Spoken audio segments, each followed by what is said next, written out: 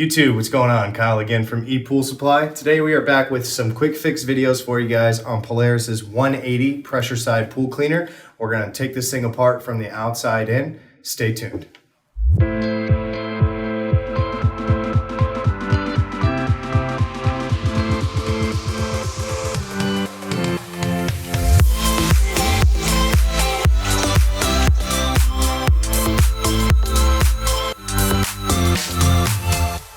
Alright guys, and we're back. So again, today we've got some quick fix videos for you guys on Polaris's 180. This is their 3-wheel pressure side pool cleaner.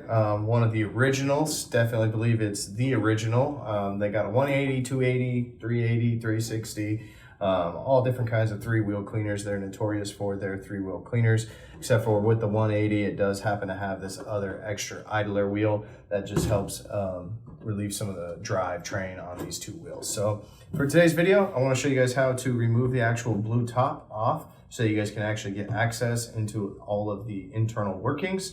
If you guys want to see any other videos that we've done so far on this, make sure you guys check out the links in the description below. We've actually got a playlist ready for you guys where we've actually done a lot of outside fixes on it. So now we're going to dive in and get into the inside. So really simple quick fix. All you guys are going to do is remove this from the pool, bring it over to your table, and you guys will actually see I've got a single screw here located on top. It's just one Phillips head screw, so you're just going to go ahead and loosen that thing up.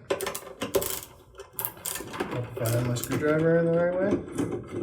So go ahead, it's a short screw, so not really difficult, and then from there you're just going to kind of help wiggle it up. This is where it gets a little tricky, is that you have to kind of try to make your way around this actual feed mast so that you guys can get it up. So once you guys get this little front part up, you can kind of work its way over the feed mast to get it all the way out.